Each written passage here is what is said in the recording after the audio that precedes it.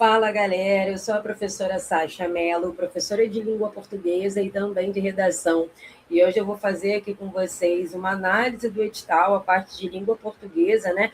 Do edital da Polícia Civil de Santa Catarina. Então, nós vamos visualizar aqui os aspectos, no geral, né, do edital, e eu vou sinalizar para você aqueles aspectos que são mais importantes, que você precisa focar, que você precisa ficar atento, que existe ali alguma diferença no que tange a cobrança em se tratando da banca IDECAM. Eu vou compartilhar aqui com você o edital, você vai perceber que eu coloquei ele todo dividido para a gente poder comentar, para a gente poder trocar. Tudo que você encontrar em amarelo significa que é muito importante, que a banca tem aí o hábito de cobrar, né? Ah, professor, eu vou estudar só o que está em amarelo? Claro que não. É importante, é interessante que você consiga ali ter a visualização do edital inteiro, que você tenha ali o conhecimento sobre tudo que aparece no edital. Agora, aquilo que está em destaque é o que mais é cobrado pela banca ou aquilo que ela trabalha com particularidades, beleza? Então, já aqui no primeiro aspecto, número 1, eu coloquei para você compreensão e interpretação de textos de gêneros variados como um aspecto importante. E ele é muito importante, sim, cai para caramba na banca IDECAM, e é claro que ela pode colocar um texto para você e te perguntar a tipologia a que aquele texto pertence, né? E aí, quando você pensa em tipologia, aí a gente vai pensar em narração, em descrição, em injunção, né? Só que o ponto não é só esse. O que é muito importante quando a gente pensar aqui na IDECAM em mecanismo de compreensão e interpretação de texto, a gente precisa pensar em modalização. Porque ela vai trabalhar aqui com você o modalizador do discurso. Então, se por algum acaso você já tiver feito alguma prova que traz redação, dissertação argumentativa, é possível que você já saiba o que é um modalizador. Mas modalizador é palavra, modalizadores são palavrinhas que a gente usa num texto para trazer a nossa opinião, sem que a gente precise, né, falar ali que aquela é a minha opinião. Por exemplo, quando eu estou escrevendo um texto e eu quero convencer alguém, o que é mais fácil? Como é que é mais fácil de convencer? Se eu falo assim, eu acho que as leis devem ser mais rígidas. Eu acho que as leis devem ser mais rígidas. E se eu falo assim, é indubitável que as leis devem ser mais rígidas. Nos dois casos, eu estou falando a mesma coisa, né? E nos dois casos tem a minha opinião. Só que aqui, quando eu falo que eu acho, fica na cara que é a minha opinião. Quando eu falo que é indubitável que as leis devem ser mais rígidas, isso também traz a minha opinião, porque alguém pode olhar e falar, eu não acho. Eu acho que elas já são rígidas o suficiente, né? Entretanto, o que precisa é realmente que elas sejam colocadas em prática. Então, quando eu trabalho aqui com esse segundo ponto, só que também tem o meu valor de opinião. Só que eu dei a minha opinião sem falar que eu acho ou que essa é a minha opinião. Eu dei a minha opinião a partir do é indubitável, ó. Então, isso aqui é um modalizador do discurso. A banca IDECAM tem por hábito trabalhar aí os mecanismos de modalização. Então, quando ela trabalha aqui modalização, ela vai falar com você sobre o modalizador, sobre a modalização afetiva, então, modalização afetiva, também conhecida como apreciativa, que vai trabalhar aqui com avaliação e juízo de valor, avaliação e juízo de valor.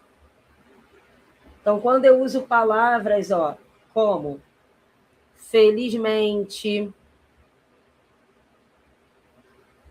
infelizmente. Isso é a minha opinião, né? Ela vai trabalhar com você a modalização lógica, e ela vai perguntar se eu tenho um modalizador lógico epistêmico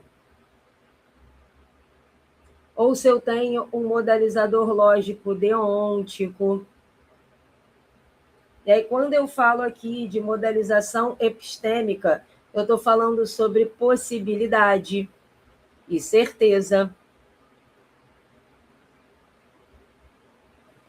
Então, eu vou usar algumas palavras específicas, né? Como palavras realmente,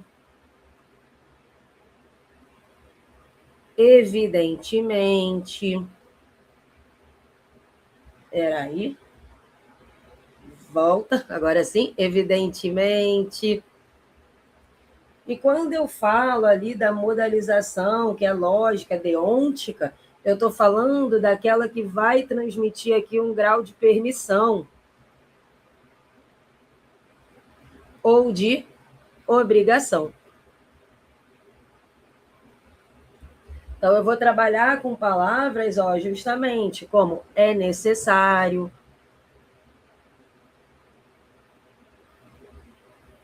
é importante.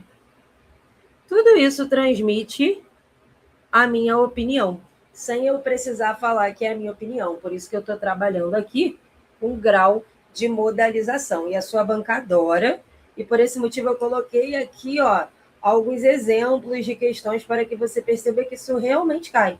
Então, aqui, perguntando se é deôntica, se é epistêmica, aqui também, aqui a mesma coisa, se é afetiva. Então, é importante que você foque aí no estudo, que você consiga perceber, reparar esses detalhes, beleza?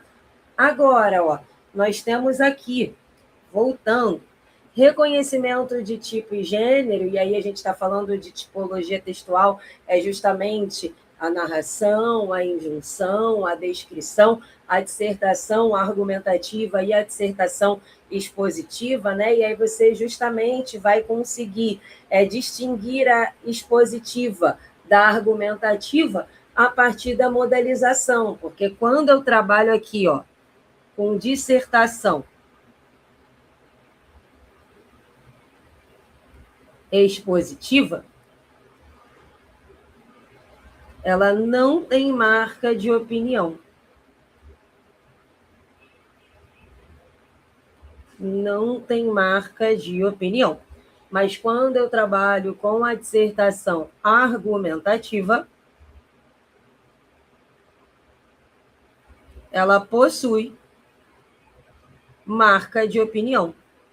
Por isso que é tão importante que você, inclusive, saiba reconhecer o modalizador, para que você possa perceber se existe ou não marca de opinião ali de quem está escrevendo um texto, até para que você possa acertar ali a tipologia, né? Quando a gente fala aqui de ortografia oficial, o que a banca costuma trazer aí? Ela pode trazer, e ortografia, a gente está falando de acentuação,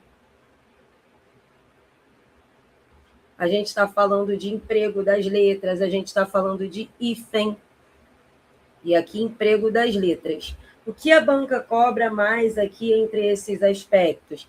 Ela cobra hífen e acentuação. Não é tão recorrente, mas aparece. Então, também foque aí, né? E aí, muito importante, coisas que te ajudam muito, é você saber ali na regra do hífen, né? Quando você tem prefixo, se começa ali, se o prefixo termina com uma letra e que a palavra seguinte começa, iguais, se repelem, como é o caso de micro-ondas. Se for diferente, fica junto. É evidente que existem exceções, existem regras distintas, mas isso aí já te ajuda pra caramba.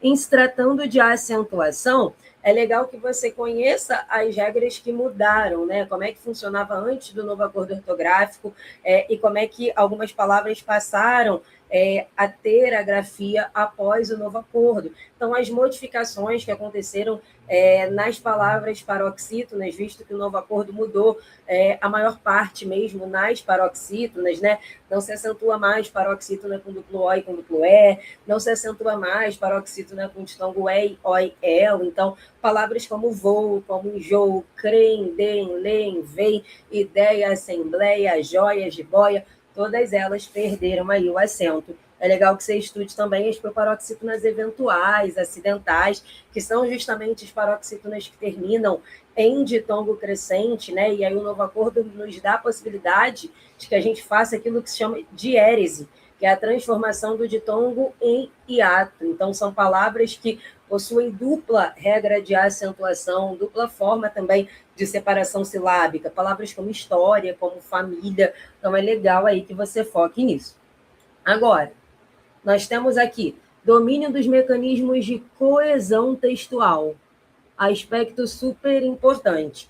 E aí, ó, é o 4 e ele vai subdividindo. 4.1, emprego de elementos de referenciação, substituição e repetição aí de conectores. Então, professora, o que é isso? Quando a gente está falando de coesão, ó, a gente está falando de conexão. Então, ter um texto coeso é falar a você que eu tenho um texto que as partes estão conectadas. E como é que eu posso conectar? Eu posso conectar a partir da referência, a partir de substituição, a partir da repetição. Então, quando ele fala aqui de mecanismo de referenciação, é porque eu estou fazendo uso aqui, ó, de uma palavra para me referir a outra palavra. E aí, em referenciação, eu posso pensar, por exemplo, em anáfora, posso pensar em catáfora, eu posso pensar aqui no uso de hiperônimo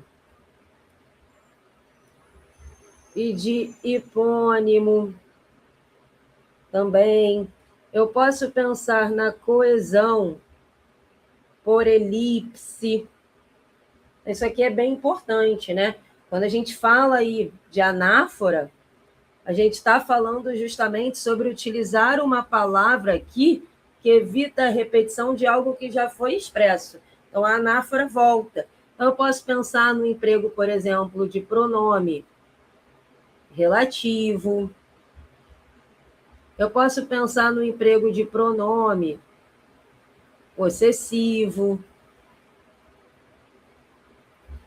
Que ele sempre ali, o pronome relativo sempre é anafórico, né? Quando eu falo de catáfora, aí eu estou falando sobre usar uma palavra aqui que vai antecipar um termo que ainda vai ser expresso, que ainda está por vir. Isso é bem importante. Agora, hiperônimo e hipônimo, ó, eu preciso pensar em conjunto, eu preciso pensar que hiperônimo, quando eu falo de hiperônimo, eu estou falando aqui de uma palavra, de um termo que é abrangente. É um termo que contém o outro. Enquanto, quando eu falo a você sobre hipônimo, aí eu estou trabalhando aqui, ó, com um termo que é específico. É um termo que está contido. Então, vou colocar aqui duas palavras para que a gente possa entender isso de uma maneira boa. Ó. Se eu coloco aqui fruta e melão, eu sempre vou pensar, quando eu estou falando de hiperônimo e de hipônimo, num círculo aqui, tá? Para a gente pensar em relação do que contém e do que está contido. Então, em um mundo entre fruta e melão, quem é o grande? Quem é o abrangente? É a fruta, né? Por quê? Porque fruta, eu tenho aqui o melão, mas não só. Eu tenho a banana, eu tenho o morango, Olha só, e quantas outras eu tenho. Então, eu posso dizer que fruta é o termo hiperônimo de melão. Hiperônimo. Como melão, ó, é o termo que está contido, que cabe ali no mundo da fruta, então o melão é o hipônimo de fruta, tá bom? Agora, se eu colocasse alimento e fruta, alimento ia ser maior, né? Porque alimento tem fruta, tem legume, então alimento é hiperônimo de fruta, fruta seria o hipônimo de alimento. Então, como é que funciona isso quando eu estou estabelecendo aí uma relação de coesão textual?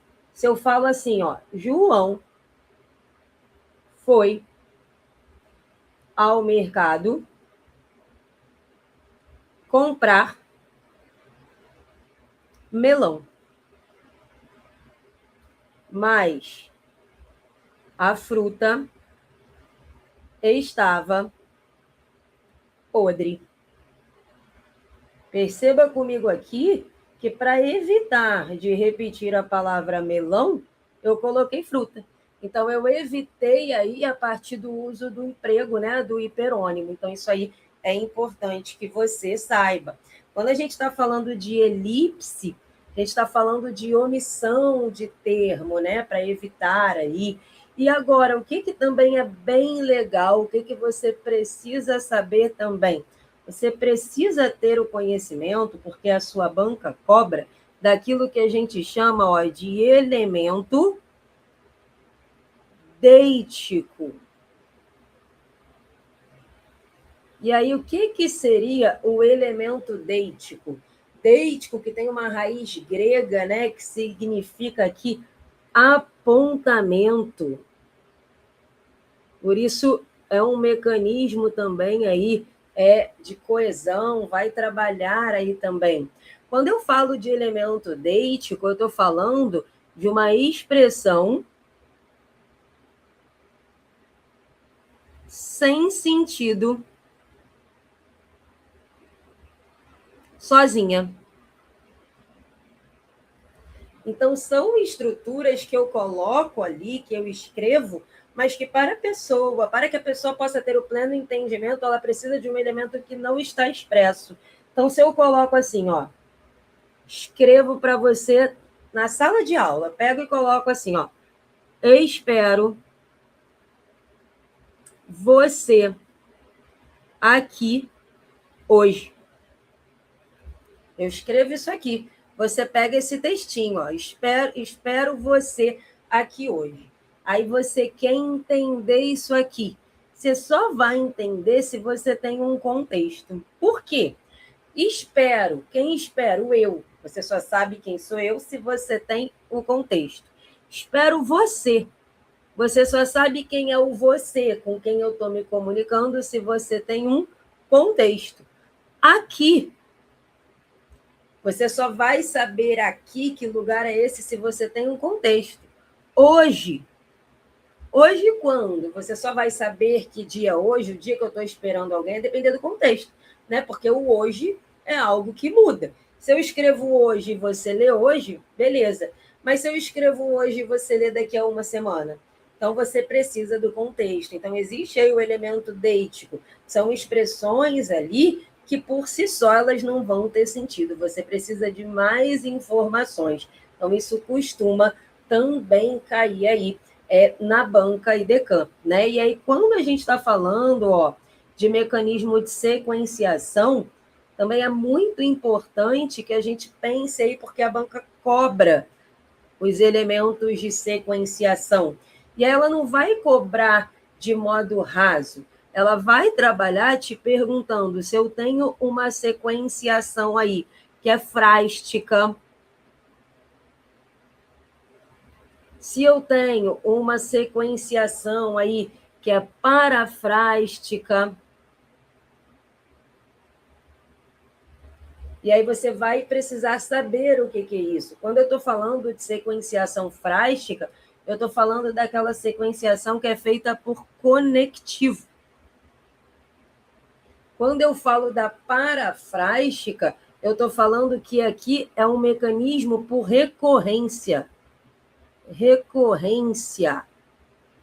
E aí pode ser recorrência de ideia, de estrutura, de palavra. Vai trabalhar aquilo que a gente chama de paralelismo, que é uma construção de modo semelhante. Então, olha só, coloquei aqui para que você veja que isso realmente cai, ó. Referenciação, sequenciação, substituição ali, proforma. Então, isso aí cai para caramba. É importante que você visualize. Aí ele trabalha emprego de tempos e modos verbais, domínio da estrutura morfossintática do período. Então, quando a gente está falando de estrutura morfossintática, quando a gente fala de morfossintaxe, a gente está falando de morfologia e de sintaxe, né? E falando de morfologia, morfologia é classe gramatical e formação de palavras, tá? Então, morfologia, a gente vai pensar aqui em classe gramatical e a gente vai pensar em formação de palavras. E aí, em se tratando de formação de palavras, o que é muito importante que você tenha em mente? Porque, normalmente, quando a gente está estudando formação de palavras, a gente acaba trabalhando ali só aquelas questões de derivação, né? De prefixo, de sufixo, a parassíntese, ok? Só que o que a banca gosta muito? Ela gosta de cobrar a braxemia. E a braxemia, né, esse mecanismo aí, ela vai trazer a diluição ó, em aférese, ela vai trazer a síncope e ela vai trazer a apócope. São termos que caem aí na sua prova, tá? E aí, quando eu estou falando ó, de aférese, eu estou falando de supressão no início da estrutura. Então, aqui eu tenho uma supressão no início. Como assim? Em vez de eu falar a você, por exemplo, onde você está, eu falo onde você está. Então, perceba que eu reduzi aqui onde você está. Eu só mantive o final. Eu tirei o que estava no começo. Eu tenho aférese. Quando eu estou falando de síncope, é a redução no meio. Então, quando eu tenho aqui, ó, deixa-me colocar aqui para você, é no meio. Então, quando eu transformo uma estrutura, por exemplo, de para pra, comprei para você, eliminei aqui, ó, este A que estava no meio.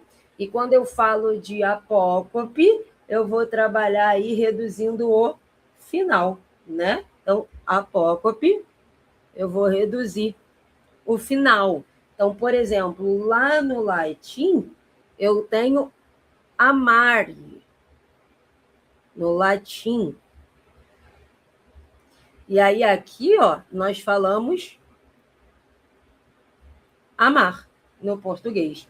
Então, eu trabalho aí com a redução do final. Eu tenho, portanto, a apócope. É super importante porque é um diferencial quando você sabe aí esses aspectos, né? Porque são coisas que não costumam cair em qualquer banca, em qualquer prova. Então, se você tem aí essa carta na manga, uma questão, duas questões que você vai além, você vai aí trazer um diferencial. Pode ser a questão que vai te colocar justamente para dentro, né?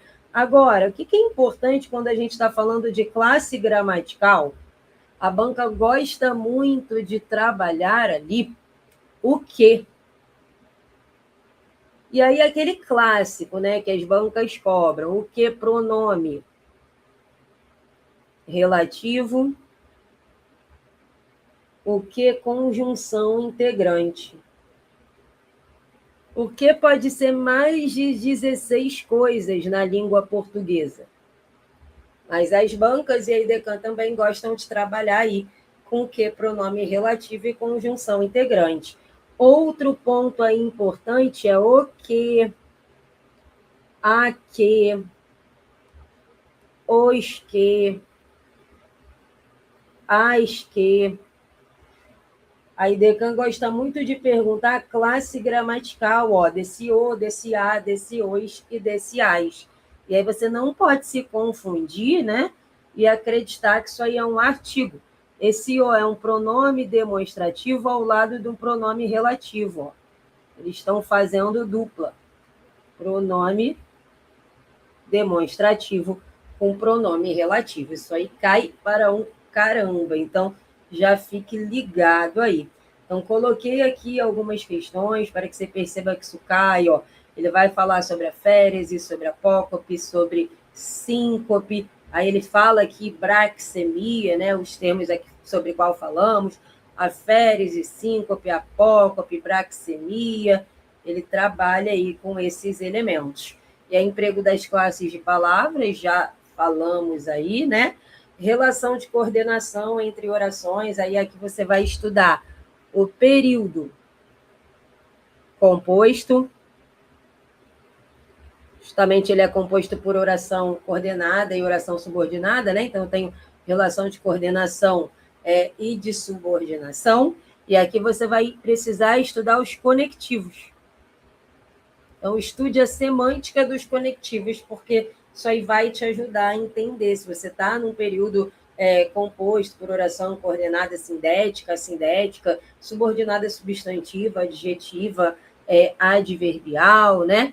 Aí ele traz emprego dos sinais de pontuação, concordância verbal e nominal, regência verbal e nominal. E aí, regência é muito importante que você se atente aqui à regência com pronome relativo.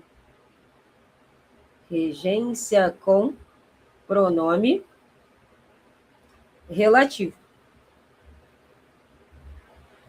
E há o fato também que muitas vezes quando a banca fala de regência, ela está falando também sobre transitividade, visto que está adequado, né? Está tudo ali junto, atrelado, né? Seria a palavra. Beleza?